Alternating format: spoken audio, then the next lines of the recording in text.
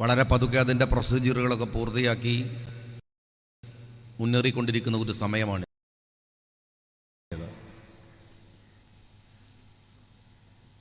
ആ തെരഞ്ഞെടുപ്പിന് വേണ്ടിയുള്ള ഒരു മുന്നൊരുക്കമായി, ഒരു തയ്യാറെടുപ്പായി നിങ്ങളുടെ ഈ സമ്മേളനം മാറേണ്ടതുണ്ട്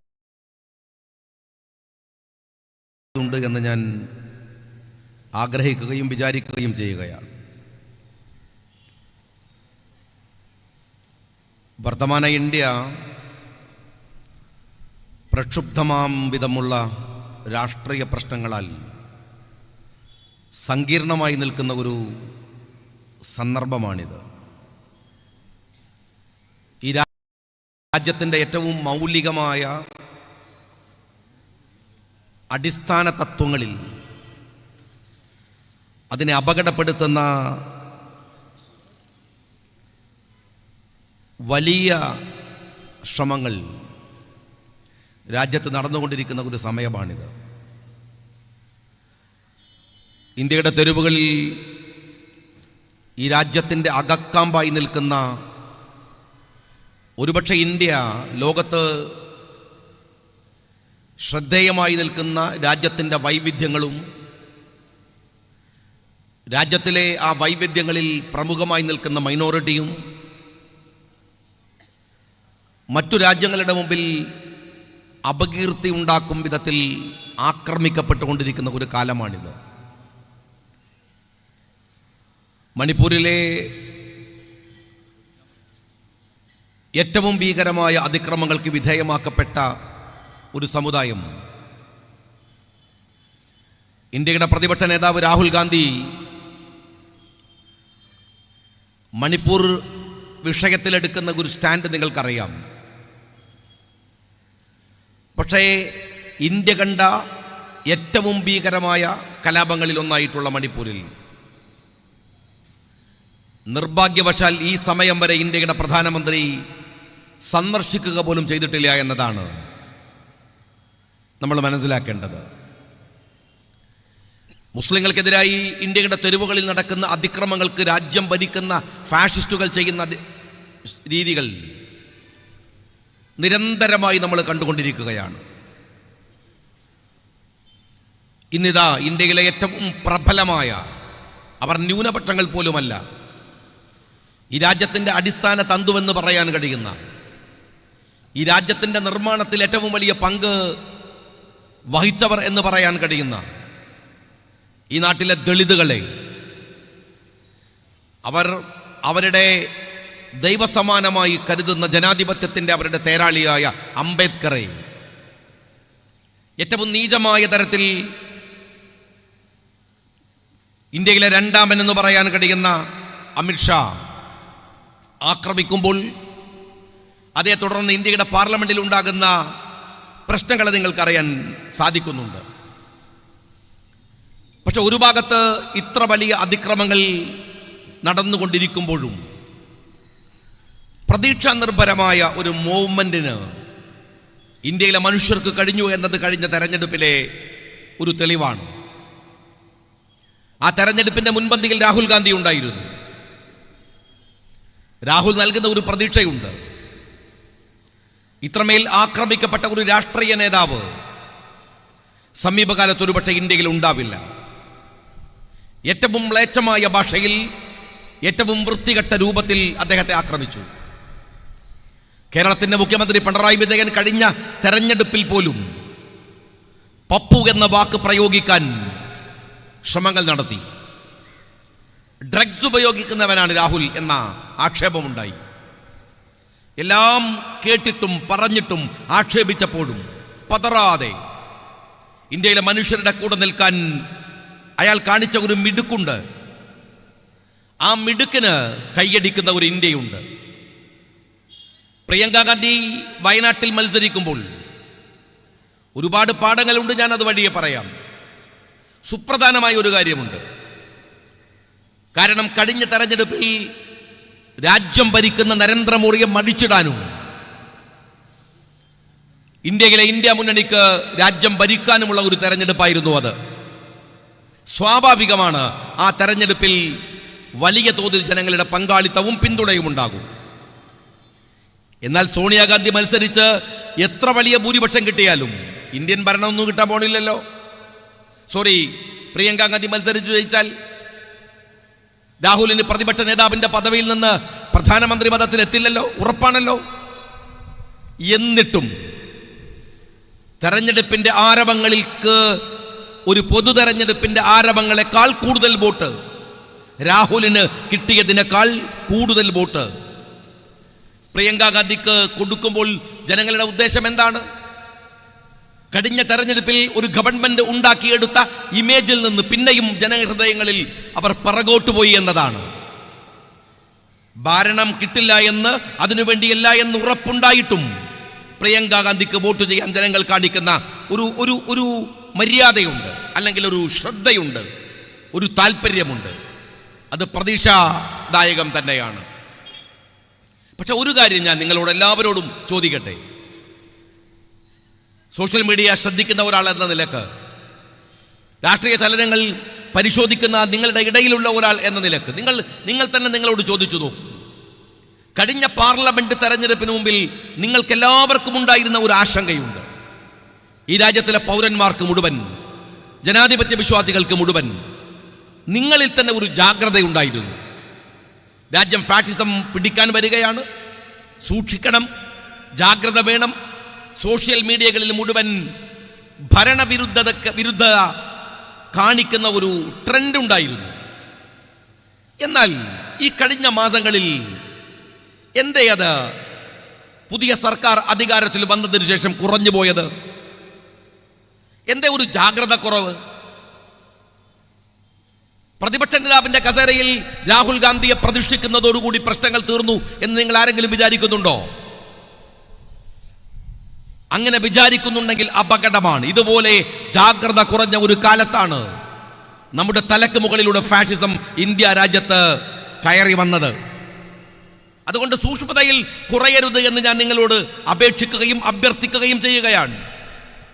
കോൺഗ്രസിന് 100 സീറ്റ് കിട്ടിയാൽ തീരുമോ പ്രശ്നങ്ങൾ? രാഹുൽ പ്രതിപക്ഷ നേതാവായാൽ തീരുമോ പ്രശ്നങ്ങൾ? നമ്മുടെ ലക്ഷ്യം അതല്ലല്ലോ.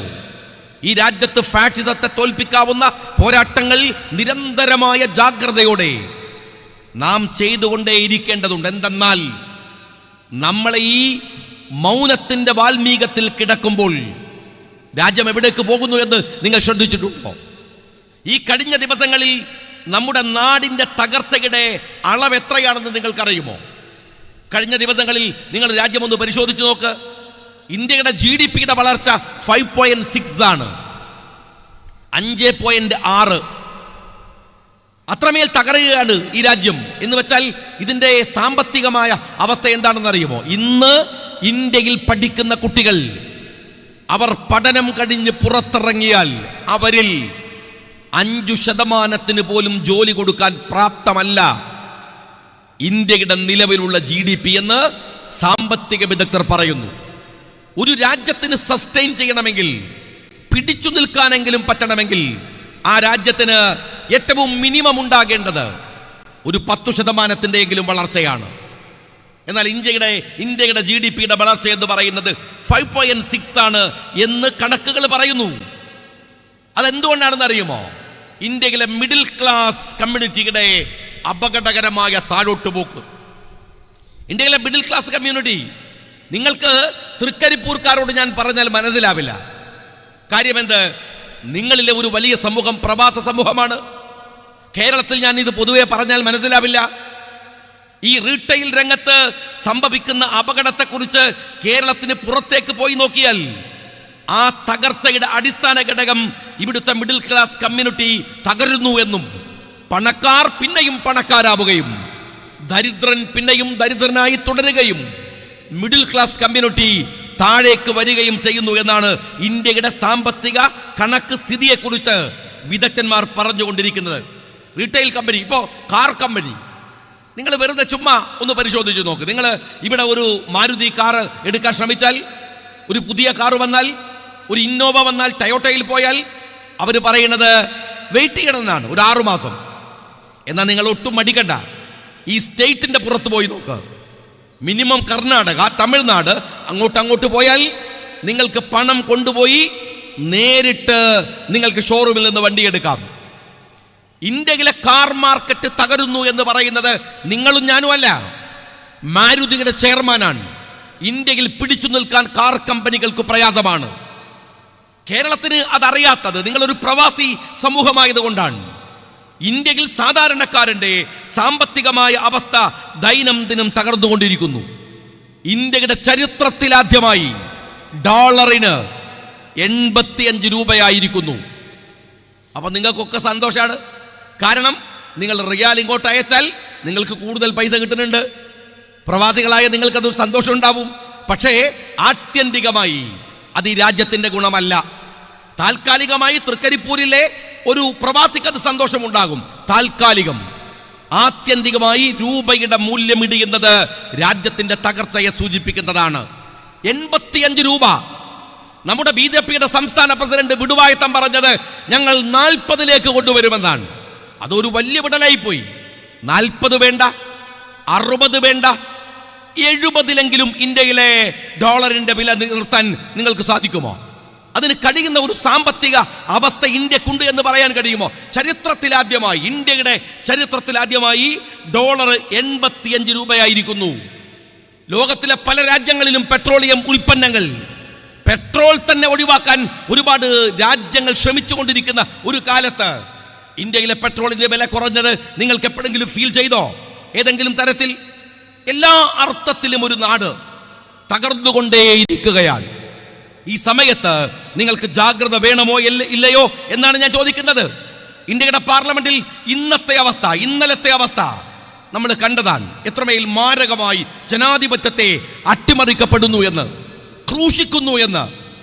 രാഹുൽ ഗാന്ധിയെ നേരിട്ട് ആക്രമിക്കുന്ന തരത്തിലേക്ക് ഇന്ത്യയുടെ പാർലമെന്റിന്റെ കവാടങ്ങൾ മാറുന്നു എന്ന് നിങ്ങൾ കണ്ടുകൊണ്ടിരിക്കുമ്പോൾ, കഴിഞ്ഞ ആഴ്ചയിൽ ലോകത്തിലെ മാന്യതയുള്ളവന്റെ മനസ്സിനകത്ത് വിഷമമുണ്ടാക്കുന്ന ഒരു വാർത്ത വന്നു. എന്തായിരുന്നു അത്? ഇന്ത്യയുടെ പാർലമെന്റിനകത്ത് വെച്ചാണ് ഈ കഴിഞ്ഞ പാർലമെന്റ് തെരഞ്ഞെടുപ്പിൽ US ഇടപെട്ടു എന്ന ഒരു ആരോപണം ഉണ്ടാക്കുന്നത്. അമേരിക്ക ഇടപെട്ടു. ആരെ തോൽപ്പിക്കാൻ? നരേന്ദ്രമോദിയെ തോൽപ്പിക്കാൻ. നിങ്ങൾ മനസ്സിലാക്കണം, അതിന് ഉപോത്ബലകമായി അവർ പറഞ്ഞ കാരണം ജോർജ് സോറോസ് ഫൗണ്ടേഷന് ഫണ്ട് ചെയ്യുന്ന ആളുകൾ സോണിയ ഗാന്ധിക്ക് ഫണ്ട് കൊടുത്തു എന്നാണ്. ഇതൊരു ചെറിയ ആരോപണമല്ല. കാശ്മീർ ഒരു സ്വതന്ത്ര രാഷ്ട്രമാകണമെന്ന് അഭിപ്രായപ്പെടുന്ന ഈ അതോറിറ്റി, ഈ വിഭാഗം സോണിയാഗാന്ധിയെ സഹായിച്ചിട്ടുണ്ടെങ്കിൽ അതൊരു ചെറിയ ഒഫൻസ് അല്ല, അതിഭീകരമായ ഒഫൻസാണ്. എന്നിട്ട് അതിന് ഉപോത്ബലകമായി അവർ പറഞ്ഞത് ഫ്രഞ്ച് പ്രസിദ്ധീകരണമായ മീഡിയ പാർട്ടിൽ ഒരു ലേഖനം വന്നു എന്നാണ്. നിങ്ങൾ എല്ലാവരും മനസ്സിലാക്കണം, ഇത് പറയുന്നത് ഈ തൃക്കരിപ്പൂരിലെ ഒരു വേദിയിലെ പ്രസംഗമല്ല. രാജ്യം ഭരിക്കുന്ന ഒരു പാർട്ടി ഇന്ത്യയുടെ പാർലമെന്റിനകത്ത് ഒതന്റിക്കായിട്ട് പറയുന്നു. ആരോട്? സോണിയാഗാന്ധിയെ പോലെ ഒരു വലിയ മഹതിയായ ഒരാളോട്. ഇന്ത്യയുടെ പ്രധാനമന്ത്രി പദം കൈവെള്ളയിൽ കൊടുത്തിട്ടും എനിക്കത് വേണ്ടെന്ന് പറഞ്ഞ ആ മാന്യയോട് നിങ്ങൾ മനസ്സിലാക്കണം, അവർക്കെതിരെ ഏറ്റവും ഭീകരമായ ഒഫൻസ്. എന്നാൽ കഴിഞ്ഞ 2-3 ദിവസങ്ങൾക്ക് മുമ്പ് ഈ ഫ്രഞ്ച് പ്രസിദ്ധീകരണമായ മീഡിയ പാർട്ടിന്റെ ഡയറക്ടർ കാരിൻ ഫ്യൂട്ടോ ലോകത്തോട് പറഞ്ഞു, ഞങ്ങളുടെ പത്രത്തിൽ അങ്ങനെ ഒരു ലേഖനം വന്നിട്ടില്ല. ഇതിന്റെ ഇമ്പാക്ട് നിങ്ങൾ പരിശോധിച്ച് നോക്ക്. ഒരു ഫ്രഞ്ച് പത്രത്തിനകത്ത് ഇങ്ങനെ ഒരു വാർത്ത വന്നു എന്ന് കളവ് പറയുക. ആർക്കെതിരെ? ഇന്ത്യയിലെ പ്രധാനമന്ത്രി പദത്തിൽ ഇരിക്കണമെന്ന് രാജ്യം ആവശ്യപ്പെട്ട ഒരു മഹതിയായ രാഷ്ട്രീയക്കാർക്കെതിരെ. തീരുന്നില്ല, ഇന്ത്യയുടെ പ്രതിപക്ഷ നേതാവിന്റെ അമ്മക്കെതിരെ. എത്രമേൽ അപകടകരമായ ഒരു ആരോപണമാണ് ഉന്നയിച്ചത്. ആ ആരോപണം നിങ്ങൾ മനസ്സിലാക്കണം. ആ ആരോപണം ഉന്നയിച്ചത്, അതിനവർ കോട്ട് ചെയ്ത പത്രത്തിന്റെ എഡിറ്റർ, അതിന്റെ സ്ഥാപകൻ, അതിന്റെ ഓണർ വന്നിട്ട് പറയാൻ അത് നുണയാണ്. ഞങ്ങളുടെ പത്രത്തിൽ അങ്ങനെ ഒരു വാർത്ത വന്നിട്ടില്ല. എത്രമേൽ ഒരു രാജ്യം അപമാനകരമായി നിൽക്കുന്നു എന്നതിന്റെ ഇതിനേക്കാൾ വലിയ ഉദാഹരണം എന്താണ് വേണ്ടത്? നിങ്ങൾ പരിശോധിച്ചു നോക്കൂ. എന്തിനു വേണ്ടിയാണ് രാജ്യം ഭരിക്കുന്ന ഒരു ശക്തി അല്ലെങ്കിൽ ഒരു തരത്തിൽ ഈ രാജ്യത്തിന്റെ മുന്നിൽ നിൽക്കുന്ന ഒരു സംഘടന അല്ലെങ്കിൽ ഒരു പ്രസ്ഥാനം ഇത്രമേൽ കളവ് പറയുക, എന്നിട്ട് ലോകത്തിലെ മുഴുവൻ ജനാധിപത്യ വിശ്വാസികളും മനുഷ്യരുടെയും മുമ്പിൽ അപമാനിക്കപ്പെടുന്ന തരത്തിലേക്ക് വരിക എന്നതാണ്. ഞാൻ ഒറ്റ കാര്യം ഇവിടുത്തെ എല്ലാ സുഹൃത്തുക്കളോടും ചോദിക്കട്ടെ. ഈ കഴിഞ്ഞ തെരഞ്ഞെടുപ്പിലെന്നല്ല, വർത്തമാന ഇന്ത്യൻ രാഷ്ട്രീയ സാഹചര്യത്തിൽ ഫാഷിസ്റ്റുകൾ എടുക്കുന്ന നിലപാടുണ്ട്. ആ നിലപാടുകൾക്കെതിരെ നമ്മൾ എടുക്കേണ്ട സമീപനം എന്താണ്? ഇനി കേരളത്തിലെ ഗവൺമെന്റ് എത്രമാത്രം ഫാഷിസവുമായി ഒട്ടി നിൽക്കുന്നു എന്നത് ദൈനംദിനം കണ്ടുകൊണ്ടിരിക്കുന്നവർ നമ്മളാണ്. മുസ്ലിം ലീഗിനെതിരെ ഒരു ആരോപണമുണ്ട്. ലീഗ് എന്തിനാണ് ഈ കോൺഗ്രസിനെ ഇങ്ങനെ താങ്ങുന്നത് എന്നൊരു ചോദ്യമുണ്ട്. സ്വാഭാവികമായി ചോദിക്കാവുന്നതാണ്. കാരണം കോൺഗ്രസിനെ ന്യായീകരിച്ചുകൊണ്ട് മുസ്ലിം ലീഗിന്റെ വേദികളിൽ പ്രസംഗിക്കാറുണ്ട്. കോൺഗ്രസിന് വേണ്ടി മുസ്ലിം ലീഗ് വോട്ട് ചോദിക്കാറുണ്ട്. കോൺഗ്രസിന്റെ മഹാഭൂരിപക്ഷം വരുന്നവരെ ജയിപ്പിക്കാൻ പണിയെടുക്കാറുണ്ട്. ഞാൻ ഒരൊറ്റ കാര്യം നിങ്ങളോട് പറയട്ടെ, എന്തിനാണതെന്ന് അറിയുമോ? നാളെ ഇന്ന് പറയുന്നതിന്റെ 1000 ഇരട്ടിയിൽ കോൺഗ്രസിനെ വിമർശിക്കാനുള്ള ജനാധിപത്യ അവകാശങ്ങൾക്ക് വേണ്ടിയാണ് കോൺഗ്രസിന് വേണ്ടി ഞങ്ങൾ വാദിക്കുന്നത്. എന്തെല്ലാം കുറ്റങ്ങൾ ഞങ്ങളും കോൺഗ്രസും തമ്മിൽ ആയിരക്കണക്കിന് വിയോജിപ്പുകളുണ്ട്, ഒരു സംശയവുമില്ല. അതുകൊണ്ടാണ് കൊടി വേറെ, പരിപാടി വേറെ, പാർട്ടി വേറെ, നിലപാട് വേറെ, ഐഡിയോളജി വേറെ, അങ്ങനെ തന്നെ ഞങ്ങൾ നിൽക്കുന്നത്. എന്നാൽ ഞങ്ങൾ വിയോജിക്കുന്ന സക്രിയമായ ഒരു ജനാധിപത്യ പ്രതലത്തിൽ ഞങ്ങൾ യോജിക്കുന്ന ഏറ്റവും മർമ്മപ്രധാനമായ കാര്യം ഈ രാജ്യത്തെ നിലനിർത്താൻ, നേരത്തെ ഇവിടെ അധ്യക്ഷൻ പറഞ്ഞ പോലെ, ഈ രാജ്യത്തിന്റെ സ്വാതന്ത്ര്യം, ഈ രാജ്യത്തിന്റെ ജനാധിപത്യം, ഈ രാജ്യത്തിന്റെ സെക്യുലാരിസം, ഇതെല്ലാം നിലനിൽക്കുന്ന ഒരു രാജ്യം ഇവിടെ ഉണ്ടാവണം.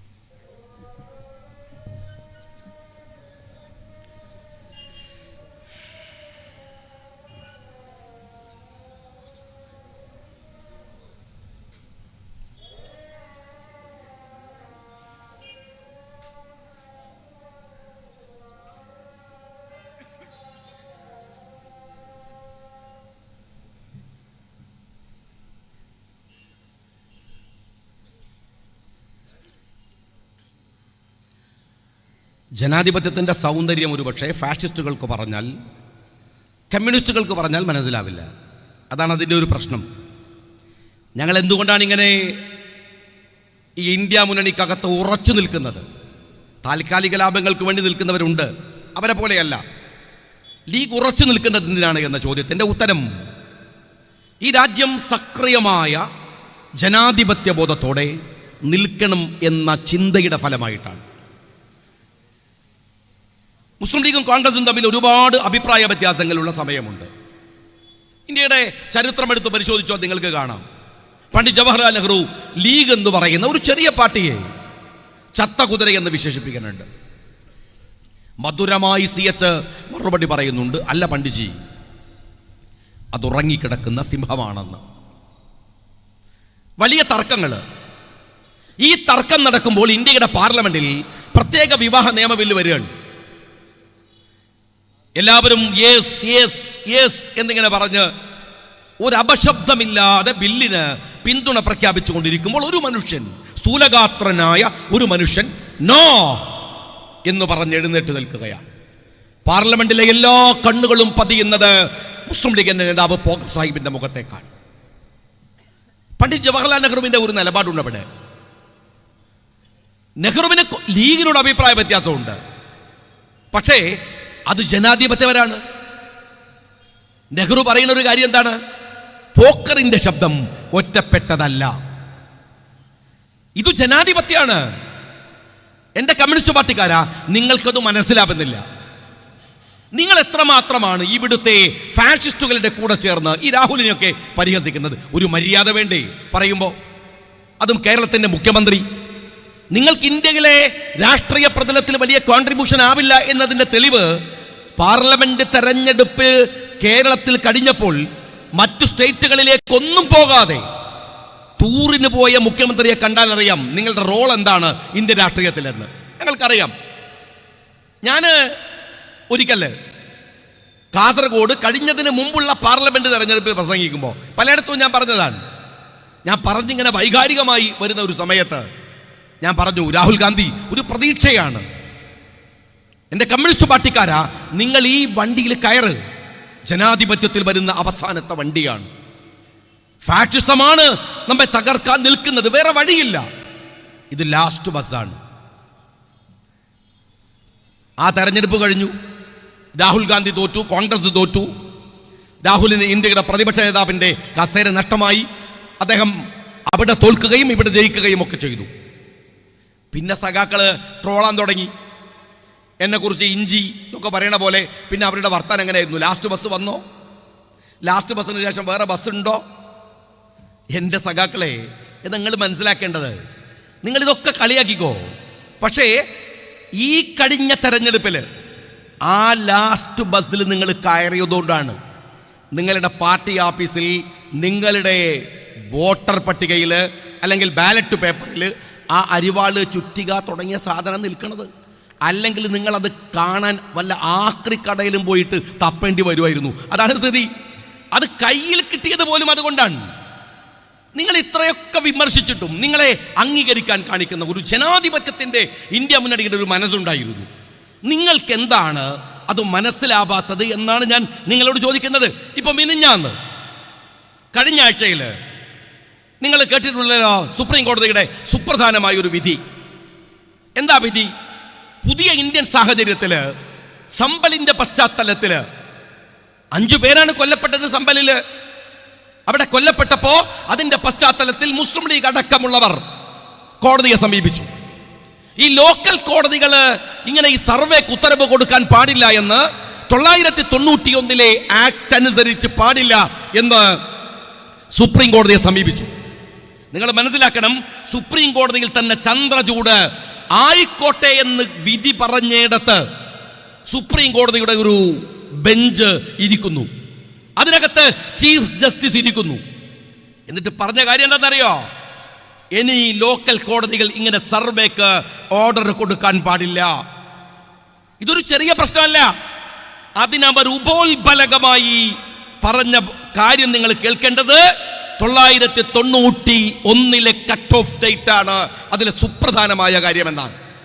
നിങ്ങൾ ആ വാർത്ത വായിച്ചല്ലോ, നിങ്ങൾ എല്ലാവരും അറിഞ്ഞല്ലോ. പക്ഷേ ആ വാർത്ത വായിക്കുമ്പോൾ നിങ്ങൾ മനസ്സിൽ ഒരാളുടെ മുഖം തെളിഞ്ഞു വരണം. അത് ഗുലാം ഹബൂബ് മനാത്തബാല സാഹിബിൻ്റെതാണ്. അല്ലാഹുവേ, ആ മനുഷ്യൻ്റെ പരലോക ജീവിതം നീ സുഖപ്രദമാക്കി കൊടുക്കണമേ എന്ന് നിങ്ങൾ പ്രാർത്ഥിക്കണം. ആ മനുഷ്യൻ ഇന്ത്യൻ യൂണിയൻ മുസ്ലിം ലീഗിന്റെ കൊടി പിടിച്ച് പാർലമെന്റിനകത്തേക്ക് പോയ ആ മനുഷ്യന് ആ വിധിയിൽ ചെറുതല്ലാത്ത പങ്കുണ്ട്. ലീഗ് ഒരു ചെറിയ പാർട്ടിയാണ്. മഹാ അത്ഭുതങ്ങൾ കാണിക്കാൻ കഴിയുന്ന ഇന്ത്യ മുഴുവൻ നിറഞ്ഞു നിൽക്കുന്ന ഒരു മഹാമേരുവല്ല, കൊച്ചു പാർട്ടി. അഹങ്കാരലേശമന്നെ ഞാൻ പറയട്ടെ, വിശുദ്ധ ഖുർആൻ ചോദിക്കുന്നുണ്ട്. ഈ ചെറിയ ചെറിയ സംഘങ്ങൾ കാണിച്ചിട്ടുള്ള മഹാ അത്ഭുതങ്ങളെ കുറിച്ച് ഖുർആൻ പറയുന്നുണ്ട്. ലീഗ് എന്ന് പറയുന്ന ഒരു കൊച്ചു സംഘടന, അവർ ചെയ്തു വച്ച ചില ഇടപെടലുകളുണ്ട് ചരിത്രപരമായി. ചെറുപ്പക്കാർ അറിയണം, 987 ഇന്ത്യയുടെ പാർലമെന്റിൽ ഗുലാം മെഹബൂദ് ബനാത്ത് ബല്ല സാഹിബ് ഒരു സ്വകാര്യ ബില്ല് കൊണ്ടുവന്നു. 2 MP-മാരുള്ള മുസ്ലിം ലീഗ് എന്തു ചെയ്യാൻ പാർലമെന്റിൽ ബില്ല് സ്വാഭാവികമായും പരാജയപ്പെട്ടു. ഒരു അതിശയവും ഉണ്ടാക്കിയില്ല. ചില കാരണങ്ങളുടെ, രാഷ്ട്രീയ കാരണങ്ങളുടെ പേരിൽ ഞാൻ ചുരുക്കി പറയുകയാണ്, 990-ൽ മുസ്ലിം ലീഗ് കോൺഗ്രസുമായി പിരിഞ്ഞു, രാഷ്ട്രീയമായി വേറിട്ടു നിന്നു. ഒറ്റയ്ക്ക് നിൽക്കാൻ മുസ്ലിം ലീഗ് തീരുമാനിക്കുകയാണ്. എന്നാൽ അതിനിർണായകമായ ഒരു രാഷ്ട്രീയ സാഹചര്യത്തിൽ വരുന്ന ഇന്ത്യ പാർലമെന്റ് തെരഞ്ഞെടുപ്പിൽ കോൺഗ്രസ് പറഞ്ഞു, ലീഗ് മാറി നിൽക്കരുത്, ഫാഷിസം വരികയാണ്. മുസ്ലിം ലീഗ് പോലെ ഉത്തരവാദപ്പെട്ട ഒരു രാഷ്ട്രീയ പാർട്ടി നിശബ്ദമായി ഇരുന്നുകൂടാ, നമുക്ക് ഒരുമിച്ച് നിൽക്കാം. മുസ്ലിം ലീഗ് കാര്യത്തിന്റെ ഗൗരവങ്ങൾ തിരിച്ചറിഞ്ഞ് കോൺഗ്രസിന്റെ കൂടെ നിൽക്കാൻ തീരുമാനിച്ചു. ലീഗ് പറഞ്ഞു, ഞങ്ങൾക്ക് 5 സീറ്റ് വേണമെന്നാണോ? ഞങ്ങൾക്ക് പാർലമെന്റിലേക്ക് 10 പേരെ പറഞ്ഞു വിടണമെന്നാണോ? ഒരു സീറ്റ് പോലും ചോദിച്ചില്ല. പക്ഷേ മുസ്ലിം ലീഗ് ഒരു കാര്യം പറഞ്ഞു. 987-ല് ഗുലാം മെഹബൂദ് ബനാത്ത് ബല്ല സാഹിബ് ഇന്ത്യയുടെ പാർലമെന്റിൽ കൊണ്ടുവന്ന സ്വകാര്യ ബില്ല് അതേതാണ്? 947-ൽ ഇന്ത്യയിൽ ആരുടെ കയ്യിലാണോ പള്ളിയുള്ളത്, ആരുടെ കയ്യിലാണോ ക്ഷേത്രമുള്ളത്, ആരുടെ കയ്യിലാണോ സിനഗോഗുകളുള്ളത്, ആരുടെ കയ്യിലാണോ ചർച്ചുള്ളത്, അത് അവരുടെ കയ്യിൽ തന്നെ നിൽക്കണം. അങ്ങനെ ഒരു ബില്ല് കൊണ്ടുവരണം. കോൺഗ്രസ് മുസ്ലിം ലീഗിന്റെ മുമ്പിൽ ഒരു സജഷൻ വെച്ചു, കൊണ്ടുവരാം. പക്ഷേ ബാബരി മസ്ജിദ് കിടക്കുന്നത് വലിയ തർക്ക വിഷയമായിട്ടാണ്. അത് ദയവ് ചെയ്ത് നിങ്ങൾ സുപ്രീം കോടതിയുടെ വിധിക്കനുസരിച്ച് മാറ്റിവെക്കണം.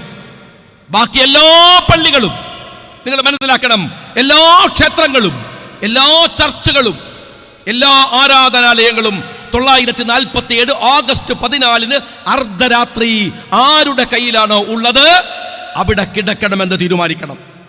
എനിക്കിപ്പോഴും ഓർമ്മയുണ്ട്, അന്ന് തെരഞ്ഞെടുപ്പ് വാഹനത്തിൽ ഒരു അനൗൺസറായി, കിട്ടുന്ന സമയങ്ങളിൽ പ്രസംഗകനായി, ഒരു MSF-കാരനായി ഇങ്ങനെ പാഞ്ഞു നടക്കുന്ന സമയത്ത് ഓടിച്ചാടി രാജീവ് ഗാന്ധിക്ക് വേണ്ടി പ്രസംഗിക്കുകയാണ്. പെട്ടെന്ന് നമ്മളെല്ലാവരും സ്തബ്ധരായി, ദുഃഖമൂകരായി, ശോകമൂകരായി നമ്മൾ മാറി. ഇന്ത്യ തന്നെ, ആ മനുഷ്യൻ ഒരുപാട് കഷ്ണങ്ങളായി ഇന്ത്യയുടെ തെരുവിൽ ചിതറിത്തെരിച്ച് മരിച്ചുപോയി. രാജീവ് ഗാന്ധിയുടെ മരണം, അതിന്റെ വേപതു, അതിന്റെ സങ്കടത്തിൽ വിറങ്ങലിച്ചു നിൽക്കുന്ന ഇന്ത്യയുടെ മുമ്പിലേക്ക് വീണ്ടും ആ തിരഞ്ഞെടുപ്പ് വരികയാണ്. നമ്മൾ വീണ്ടും തെരഞ്ഞെടുപ്പിൽ സജീവമായി.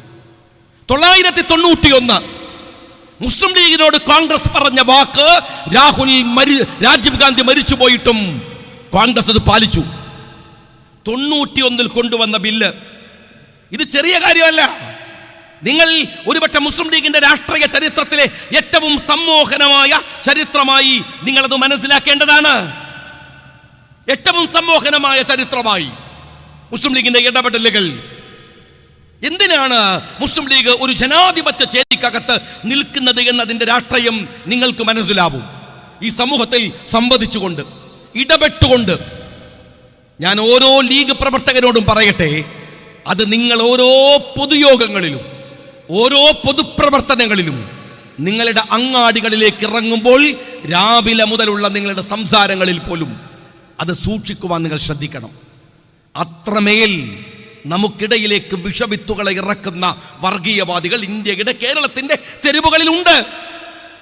ഇത് ചെറിയ പ്രശ്നമല്ല.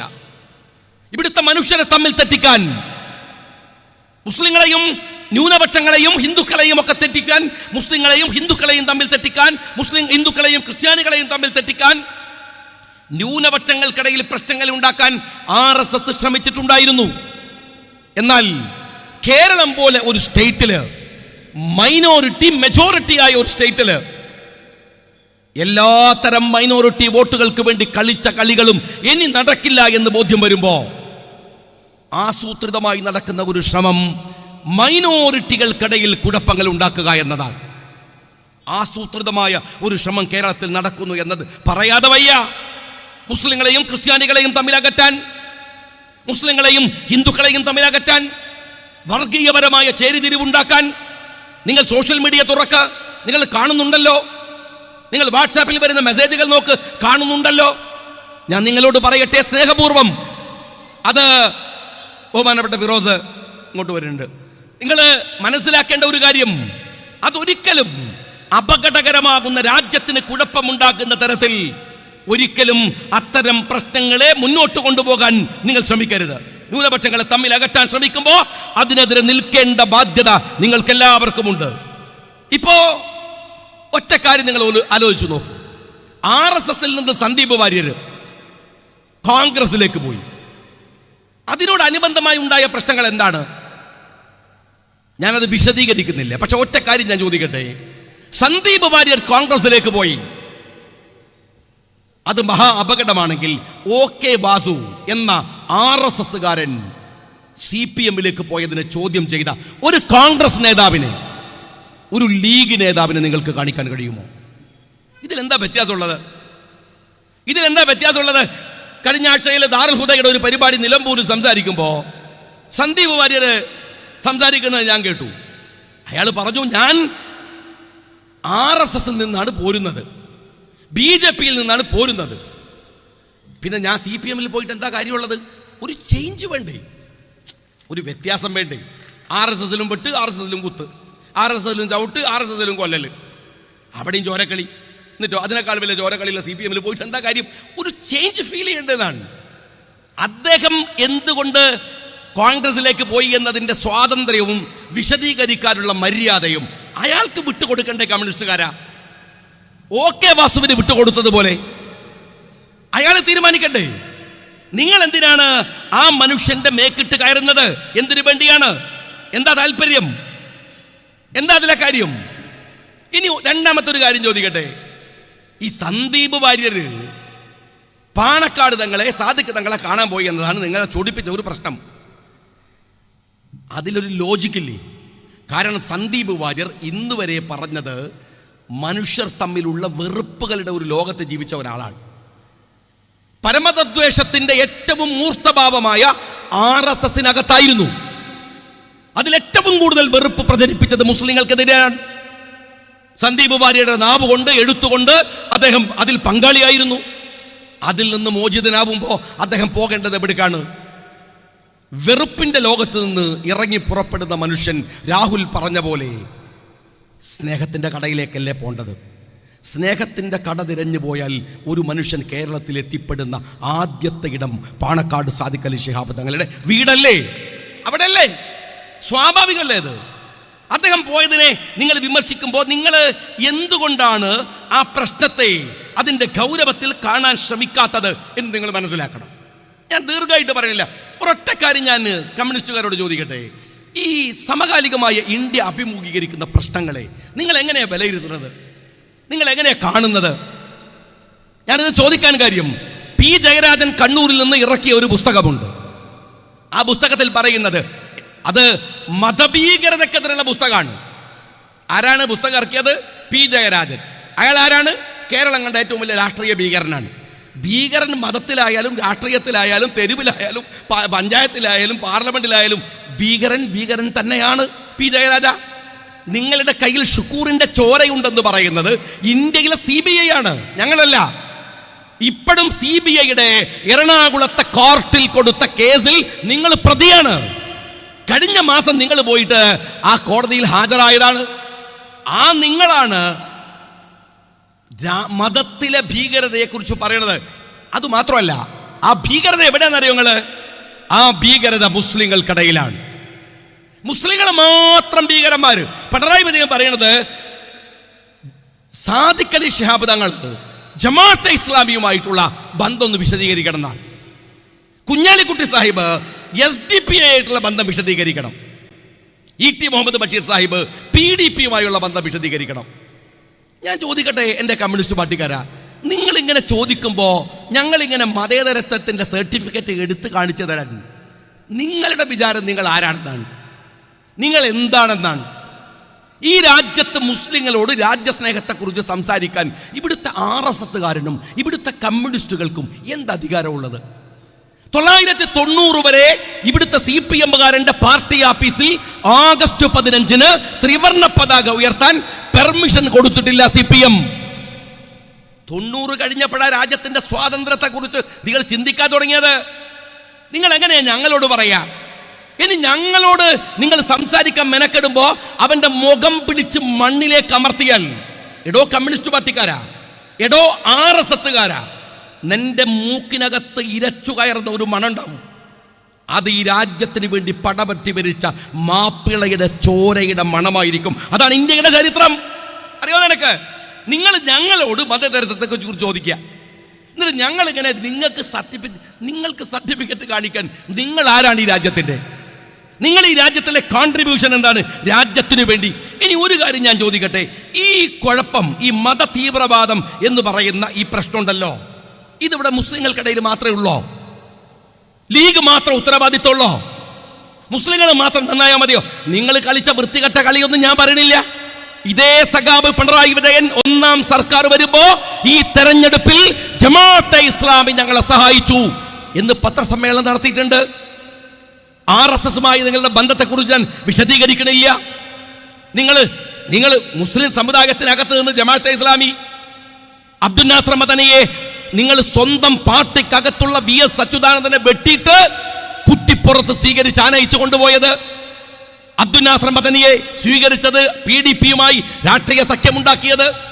നിങ്ങൾ SDPയുമായി അധികാരം പങ്കിടുന്ന പഞ്ചായത്തുകളുടെ കണക്ക് ഞങ്ങൾ പറയാം. ഇവരൊക്കെ ആയിട്ട് നിങ്ങൾക്ക് ബന്ധമുണ്ട്. ഞങ്ങൾ അതൊന്നും വിശദീകരിക്കാൻ നിൽക്കുന്നില്ല, അതിലേക്ക് കടക്കുകയും ചെയ്യുന്നില്ല. പക്ഷെ ഒറ്റ ചോദ്യം എനിക്കുണ്ട്. നിങ്ങൾക്ക് കാസയെക്കുറിച്ച് എന്താ അഭിപ്രായം? ഇവിടുത്തെ കമ്മ്യൂണിസ്റ്റുകാർക്ക് ഏതെങ്കിലും ഒരു കമ്മ്യൂണിസ്റ്റ് പാർട്ടിയുടെ ലോക്കൽ നേതാവ് കാസക്കെതിരെ നടത്തിയ ഒരു പ്രസംഗം കേട്ടിട്ടുണ്ടോ? കാസ എന്ന് പറയുന്ന ഇവിടുത്തെ ക്രിസ്ത്യൻ സമുദായത്തിനകത്തുള്ള ന്യൂനപക്ഷം, മൈക്രോ ന്യൂനപക്ഷം, മൈനോറിറ്റി, ചെറിയ വിഭാഗം.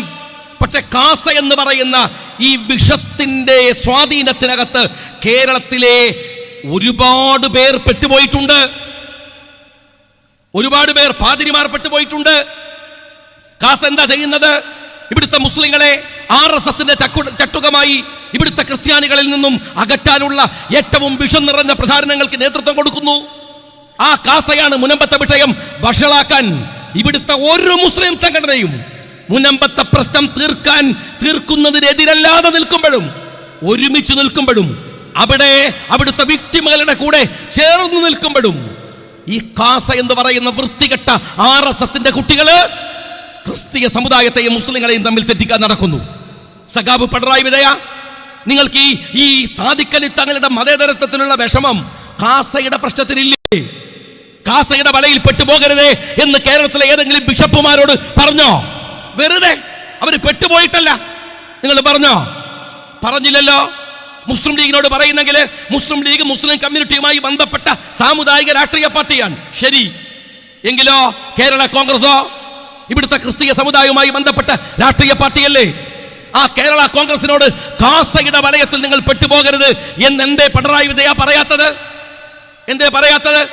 അപ്പൊ പറയും നിങ്ങൾ എന്താണ് ജോസ് കെ മാണി ഇടതുപക്ഷത്താണ്. വേണ്ട, PJ ജോസഫ് UDFിലല്ലേ? നിങ്ങൾ PJ ജോസഫിനോട് പറയ് കാസയുടെ വലയത്തിൽ പെട്ടുപോകരുത് എന്ന്. എന്താണോ പറയാത്തത്? അപ്പൊ കാസ പ്രശ്നമല്ല. ക്രിസ്ത്യൻ സമുദായത്തിനകത്ത് നിന്ന് വരുന്ന ഒരു തീവ്രവാദത്തിന്റെ അപകടകരമായ ലാഞ്ചനകൾ സഖാബ് പിണറായി വിജയന് വിഷയമല്ല. എന്നാൽ ഹിന്ദു സമുദായം നമുക്കറിയാം, ഇവിടുത്തെ മുസ്ലിം സമുദായത്തെ പോലെ തന്നെ പരസ്പരം ഒരുമിച്ച് നിന്ന് ഈ രാജ്യത്തെ എങ്ങനെയാണോ മുസ്ലിം സമുദായം ഇവിടുത്തെ മതവർഗീയവാദികളിൽ നിന്ന് കുതറി നിന്ന് ഈ രാജ്യത്തിന്റെ മുഖ്യധാരയിൽ മുസ്ലിം സമൂഹം നിൽക്കുന്നതിന് അതിനും അപ്പുറത്ത് ഈ രാജ്യത്ത് നിൽക്കുന്ന ഒരു സമുദായമാണ് ഹിന്ദു സമുദായം. അവരാണ് ഇവിടുത്തെ RSSനെ തോൽപ്പിച്ചത്. അവരാണ് വർഗീയവാദികളെ തോൽപ്പിച്ചത്. ആ ഹിന്ദു സമുദായത്തിനകത്ത് ഏറ്റവും വലിയ വർഗീയവാദ വിഷവിത്തുകൾ വിതക്കുന്ന RSSന്റെ വലയിൽ പെട്ടുപോകുന്നതിൽ നിങ്ങൾക്ക് എന്തെങ്കിലും ആശങ്കയുണ്ടോ? ഇനി ഞാൻ ചോദിക്കട്ടെ, സഖാബ് പിണറായി വിജയ, കേരളത്തിലെ നിരവധി രാഷ്ട്രീയ പാർട്ടികൾക്കകത്ത് RSS നുഴഞ്ഞു കയറാൻ ശ്രമം നടത്തുന്നു എന്ന ആക്ഷേപമുണ്ടല്ലോ. ആ ആക്ഷേപമുള്ളപ്പോൾ അതാരെന്ന് പരിശോധിക്കാൻ നിങ്ങൾ ശ്രമിക്കുന്നുണ്ടോ? ഇപ്പൊ കഴിഞ്ഞ ആഴ്ചയിൽ ഇതുപോലെ തിരുവനന്തപുരം CPM ജില്ലാ സെക്രട്ടറി ജോയ് തൊട്ടടുത്ത് കടകംപള്ളിയെ നിർത്തിയിട്ട്, ഇത് കടകംപള്ളി ആരാന്നറിയോ? മലപ്പുറത്തിന്റെ ഉള്ളടക്കം വർഗീയമാണ് എന്ന് പറഞ്ഞ അപകടകാരിയാണ്. ഇരുത്തിയിട്ട് ജോലി പറയാ, ആ CPM ഏരിയ സെക്രട്ടറി ഉണ്ടല്ലോ, അവൻ പതുക്കെ പതുക്കെ RSSലേക്ക് പോകുന്നത് ഞങ്ങൾ കാണുന്നുണ്ടായിരുന്നു. ഇതെന്ത് പരിപാടിയാണ്? നിങ്ങളുടെ ഏരിയ സെക്രട്ടറി പതുക്കെ പതുക്കെ RSSലേക്ക് പോകുന്നത് നിങ്ങൾ കാണുന്നുണ്ടായിരുന്നു, എന്നിട്ടും പറഞ്ഞില്ല, എന്നിട്ടും മിണ്ടിയില്ല എന്ന്. എന്റെ സഖാക്കളെ, നിങ്ങൾക്കറിയുമോ, പ്രിയങ്ക ഗാന്ധി വയനാട്ടിൽ നിന്ന് ജയിച്ചു പോകുമ്പോൾ വയനാട്ടിലെ 170 ബൂത്തുകളിലെ രണ്ടാം കക്ഷി BJP ആണ്, RSS ആണ്. ഇന്ന് വരെ ആയിട്ടില്ല വയനാട്ടില്. കേരളത്തിൽ ഏറ്റവും നല്ല സൗഹൃദം നിൽക്കുന്ന, രാഷ്ട്രീയ സൗഹൃദം, മതസൗഹൃദം നിൽക്കുന്ന ഒരിടമാണ് വയനാട്. ആ വയനാട്ടിലെ രണ്ടാം കക്ഷിയായി 170 സീറ്റുകളിൽ വരുന്നത് RSS ആണ്. എന്താണ് പ്രിയപ്പെട്ട കമ്മ്യൂണിസ്റ്റ് പാർട്ടിക്കാരാ നിങ്ങൾക്ക് ആശങ്കയില്ലാത്തത്, നിങ്ങൾക്ക് വിഷമമില്ലാത്തത്? നിങ്ങളുടെ കോഴിക്കോട് ജില്ലാ പാർട്ടി സെക്രട്ടറി മോഹനൻ, ആ മോഹനൻ പറയണം, മെനഞ്ഞാത്ത പ്രസംഗം ഒരുപാട് നിങ്ങളൊക്കെ കണ്ടിട്ടുണ്ടാകും. മോഹനൻ പറയുന്ന ഒരു രസം കാര്യങ്ങള്, ഒരു സ്ഥലത്ത് പോയി പ്രസംഗിക്കാൻ, ഈ രാജ്യത്തിലെ ഹിന്ദുക്കൾ മനസ്സിലാക്കിയിട്ടുണ്ടോ ജമാഅത്തെ ഇസ്ലാമിയെ ഞങ്ങൾ എന്തിനാ എതിർക്കുന്നത് എന്ന് പറയാണ്. ജമാഅത്തെ ഇസ്ലാമി ഒരു മതരാഷ്ട്രവാദ സംഘടനയാണ് എന്ന് വെച്ചാൽ ഇന്ത്യ രാജ്യത്ത് ജമാഅത്തെ ഇസ്ലാമിക്ക് എങ്ങാനും ഭരണം കിട്ടിയാൽ, ഇത് പറയാണ്, നിങ്ങൾ സങ്കല്പിച്ച് നോക്ക്, എങ്ങാനും ഭരണം കിട്ടിയാൽ അവരാരെയാണ് ഉപദ്രവിക്കുക? സ്കൂളിലെ കുട്ടികൾ ചോദിക്കണമാര് ചോദിക്കാൻ, ആരെയാണ് ഉപദ്രവിക്കുക? നമ്മൾ ഹിന്ദുക്കളെ. എന്തൊരു അപകടം പിടിച്ച വർത്താനാണ് ഇയാളൊരു ഈ ഇന്ത്യ ഭരിക്കാൻ പോണ ജമാഅത്തെ ഇസ്ലാമിക്ക് കേരളത്തിലെ മെമ്പർഷിപ്പ് എത്ര? ഞങ്ങൾ 3000. ജമാഅത്തെ ഇസ്ലാമി ഡിക്ലെയർ ചെയ്താണ്. ജമാഅത്തെ ഇസ്ലാമിയുടെ ഔദ്യോഗിക മെമ്പർഷിപ്പ് 3000 ആണ്. എൻ്റെ മോഹന, ഞാൻ ചോദിക്കുന്നത്, നിങ്ങൾ സങ്കല്പിക്കുക, എങ്ങനെ ജമാഅത്തെ ഇസ്ലാമി എങ്ങാനും ഇന്ത്യ ഭരിച്ചാൽ അവരാരെയാണ് ആദ്യം ഉപദ്രവിക്കുക? ഇന്ത്യ രാജ്യത്തെ. എന്തു വിഷമാണോ നിങ്ങൾ ഈ തുപ്പിക്കൊണ്ടിരിക്കുന്നത്? എന്ത് അപകടമാണ് നിങ്ങൾ ഉണ്ടാക്കാൻ ശ്രമിക്കുന്നത്? ഇതിന്റെ ലാഭം എന്താണ്? അതെങ്കിലും നിങ്ങളത് പറയേ. നിങ്ങൾക്ക് എന്താ ഇതിന്റെ ലാഭം? ഉളുപ്പ് എന്ന് പറഞ്ഞ ഒരു സാധനം കുറച്ചെങ്കിലും വേണ്ട കമ്മ്യൂണിസ്റ്റുകാരാ. ആ പാലക്കാട്ടെ ജനങ്ങൾ ആട്ടിവിട്ടു, നിങ്ങളെ വയനാട്ടിലെ ജനങ്ങൾ ആട്ടിവിട്ടു. നിങ്ങൾ കുറച്ച മണ്ഡലത്തിൽ നിങ്ങളുടെ വോട്ടുകൾ പകുതി കൊണ്ട് കുറഞ്ഞു. പാർലമെന്റ് സീറ്റിലെ 18 സീറ്റിലും നിങ്ങളെ ഭീകരമായി തോൽപ്പിച്ചു വിട്ടു. എന്നിട്ടും ഈ നാട്ടിലെ മനുഷ്യന്റെ മനസ്സിലേക്ക് വിഷം കയറ്റിയിട്ട് ജയിച്ചു വരാമെന്ന് വിചാരിക്കുന്ന നിങ്ങളുടെ ഇതൊരു, ഞാനും യഥാർത്ഥത്തിൽ ആലോചിച്ച് നോക്ക്, സത്യം എന്താണ്? ഇപ്പൊ DGP അജിത്തിനെ, ADGP അജിത്തിനെ എന്താ കഴിഞ്ഞ ഒരു 1.5 മാസം കേരളത്തിലെ കോലാഹലം? അൻവർ ഉയർത്തിവിട്ട ഒരു രാഷ്ട്രീയ വിഷയം ആരാ ഏറ്റെടുക്കാത്തത്? അജിത്തിന്റെ പേരിൽ സ്വർണ്ണക്കടത്ത്, അജിത്തിന്റെ പേരിൽ എന്താണ് ഒരുപാട് അദ്ദേഹത്തിന്റെ തിരുവനന്തപുരത്തെ വീട് വെക്കൽ സൈറ്റ് ഇഷ്യൂസ്, കോഴിക്കോട് എയർപോർട്ടുമായി ബന്ധപ്പെട്ട സ്വർണ്ണക്കടത്തിൽ മാത്രമല്ല നിരവധി കേസുകൾ, ആരോപണങ്ങൾ അന്നത്തെ DGPയുടെ മുമ്പിൽ വരെ കൃത്യമായി വന്നുപെട്ടു. ഈ ആരോപണങ്ങൾ മുഴുവൻ നിൽക്കുന്ന സമയത്ത് അയാളെ DGP ആക്കാൻ ശ്രമിച്ചു. ഞാൻ ഇവിടുത്തെ സാധാ സഖാക്കളോട് ചോദിക്കട്ടെ, വെറുതെയെങ്കിലും നിങ്ങൾ വിചാരിക്കണില്ലേ, എന്തിനാണത്? അപ്പോഴും നിങ്ങൾക്ക് ക്യാപ്സ്യൂൾ വരും. എന്താ ക്യാപ്സ്യൂൾ എന്നറിയോ? അയാളെ DGP ആക്കുകയല്ലാതെ ഗവൺമെന്റിന് വേറെ വഴിയില്ല. ഗവൺമെന്റിന് വേറെ വഴിയില്ലെങ്കിൽ എന്തിനാണ് അജിത്തിനെ DGP ആക്കണമെന്ന ശുപാർശ ക്യാബിനറ്റിന്റെ മുമ്പിൽ എത്തുന്നത്? ക്യാബിനറ്റിന് ഒരു സേ ഇല്ലാത്ത വിഷയം, ക്യാബിനറ്റിന് ഒരു അഭിപ്രായമില്ലാത്ത വിഷയം എങ്ങനെയാണ് സഖാബെ ക്യാബിനറ്റിന്റെ മുമ്പിൽ എത്തുക? പരമാധികാരം അയാളെ DGP ആക്കാൻ ഉണ്ടെങ്കിൽ പിന്നെ സർക്കാരിന്റെ അംഗീകാരം എന്തിനാണ്?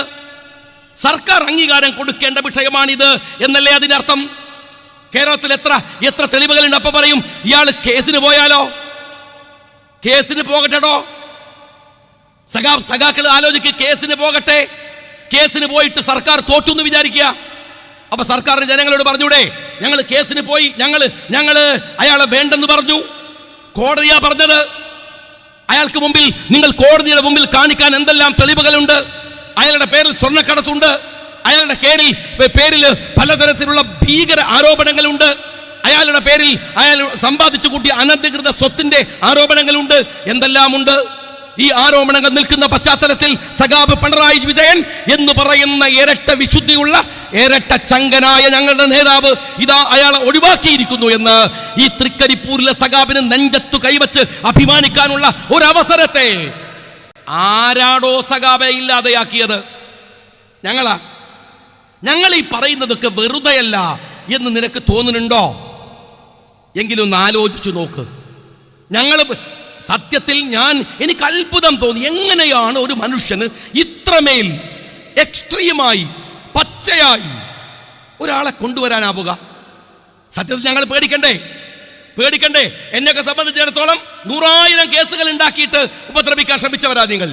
എന്നിട്ടും ഞങ്ങൾ ആ ADGPക്കെതിരെ കഴിയാവുന്നതിൻ്റെയും പറയാവുന്നതിൻ്റെയും അങ്ങേയറ്റത്ത് പറയുകയും അവർക്കെതിരെ നിൽക്കുകയും ചെയ്തിട്ടുണ്ട്. എന്തുകൊണ്ടാണ് ഒരു വാക്ക് പറയാൻ നിങ്ങളുടെ സഖാബ് പിണറായി വിജയന്റെ നാവ് പൊന്താത്തത്? സഖാക്കളെ, പ്രശ്നം ചെറുതല്ല, ഇത് ചെറുതല്ല. നിങ്ങൾ കേരളത്തിന്റെ രാഷ്ട്രീയത്തിൽ തകരുകയാണ്. UDFന്റെ മികവല്ല ഈ തെരഞ്ഞെടുപ്പുകളിൽ ജയിച്ചു വരുന്നത് എന്നെങ്കിലും നീ മനസ്സിലാക്ക്. ജയിക്കാനുള്ള വോട്ടേ പാലക്കാട് ഞങ്ങൾക്കായിട്ടുള്ളൂ. കഴിഞ്ഞ തവണ ഷാഫി മത്സരിക്കുമ്പോൾ കിട്ടിയ വോട്ട് എത്രയാണ്? അവിടെ തെരഞ്ഞെടുപ്പ് സജീവമായി നിന്ന ആളാണ് ഫിറോസ്. അയാൾ പറയും, ഞാൻ വിശദീകരിക്കണില്ല, പക്ഷെ ഞങ്ങൾക്ക് ജയിച്ചു വരാവുന്ന വോട്ടേ പാലക്കാടുള്ളൂ, ഞങ്ങളുടെ പൊളിറ്റിക്കൽ വോട്ട്. എന്നാൽ ഈ കിട്ടിയ വോട്ട് എത്രയാണ്? ഈ പാർലമെന്റ് തെരഞ്ഞെടുപ്പുകളിൽ ഈ കാസർഗോഡ് നിന്ന് നമ്മളുടെ ഉണ്ണിത്താൻ ജയിച്ചു വരുന്നത് അയാൾക്ക് അവകാശപ്പെട്ട വോട്ടാണോ? UDFന് അവകാശപ്പെട്ട വോട്ടാണോ? കോൺഗ്രസിന് അവകാശപ്പെട്ട വോട്ടാണോ? ബാക്കിയുള്ള വോട്ടുകൾ എവിടുന്നാണ്? തളിപ്പറമ്പിലെ നിങ്ങളുടെ വോട്ട് ഷെയർ എത്രയാണ്? പിണറായി വിജയന്റെ മണ്ഡലത്തിലെ വോട്ട് ഷെയർ എത്രയാണ്?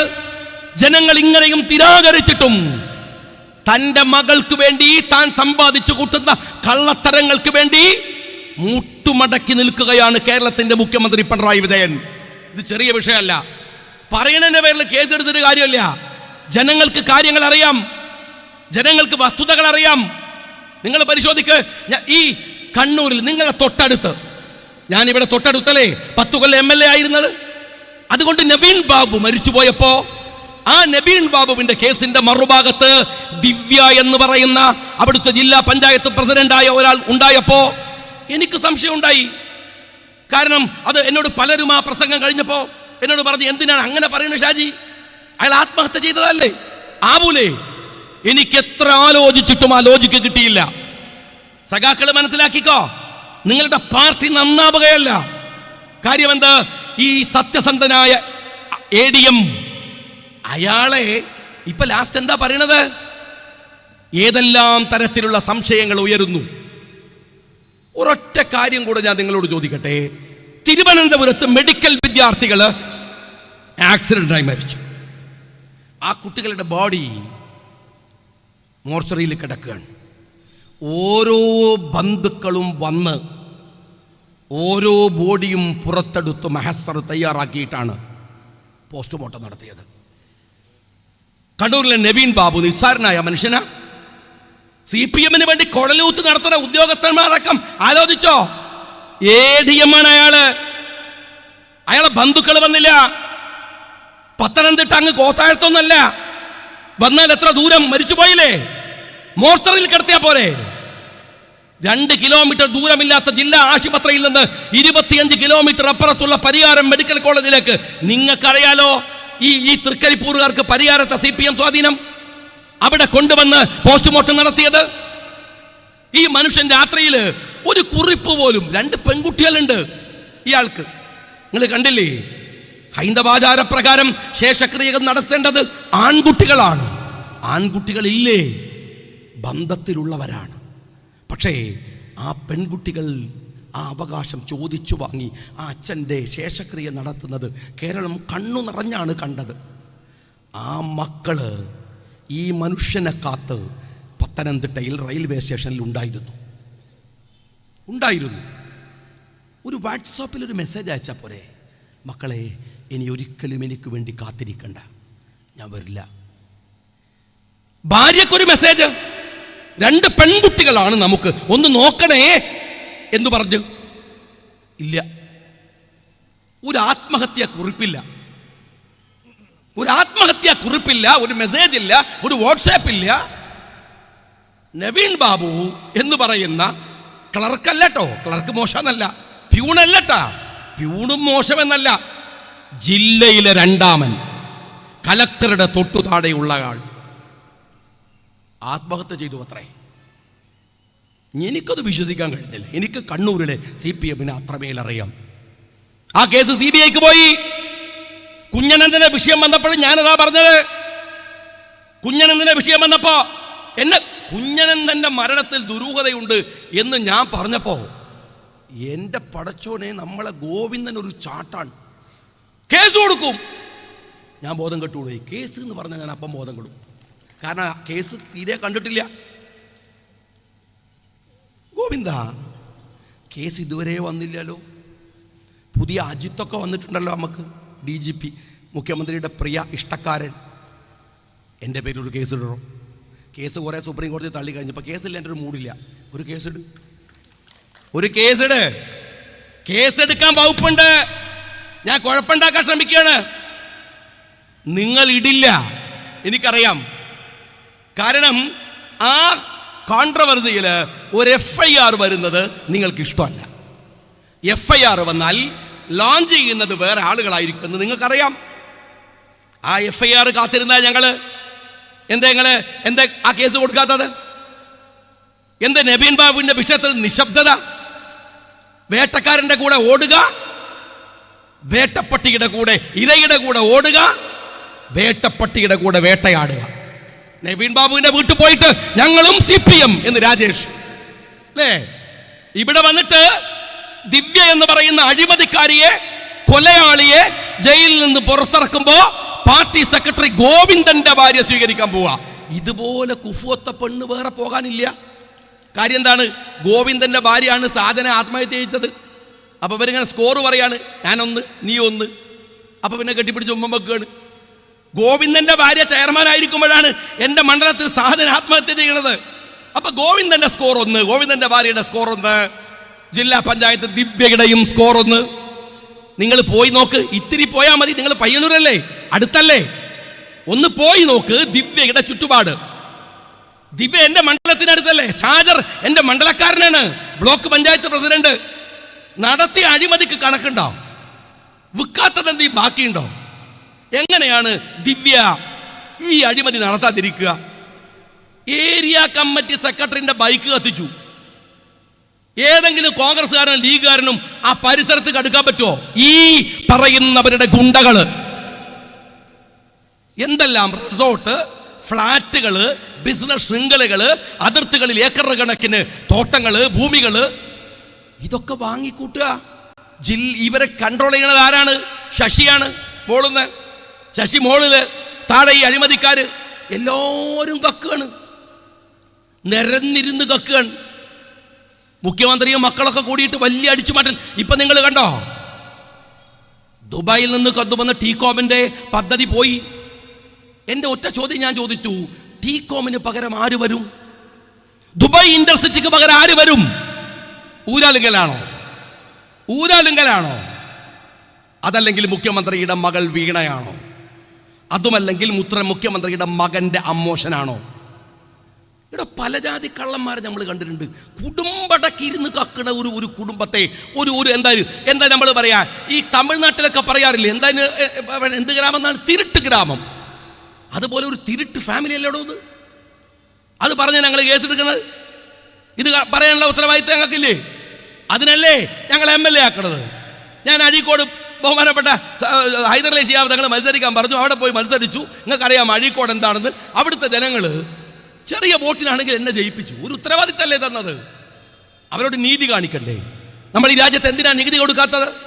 കാറിന് നികുതി, റോഡിന് നികുതി, വസ്ത്രത്തിന് നികുതി, ഭക്ഷണത്തിന് നികുതി, കുട്ടികളെ സ്കൂളിന് നികുതി, എല്ലാത്തിനും നികുതി.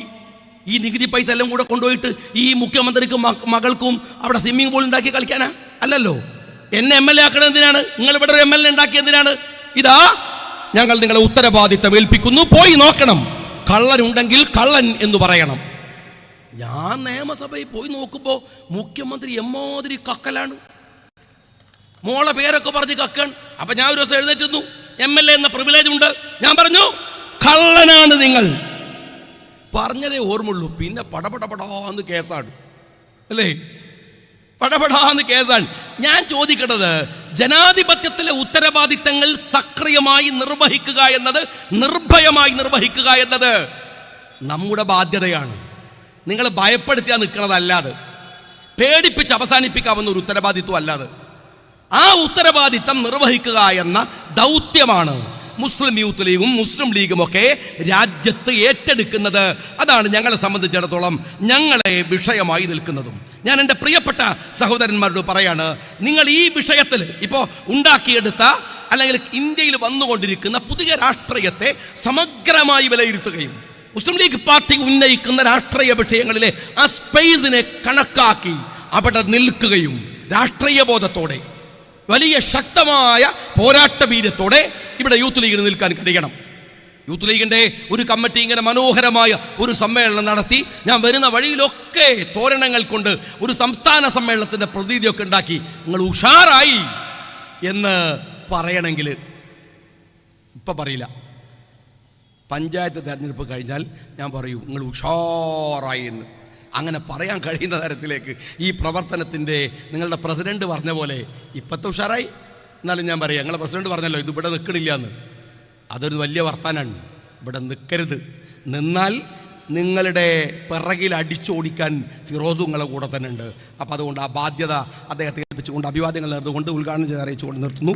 ജയ് ഹിന്ദ്.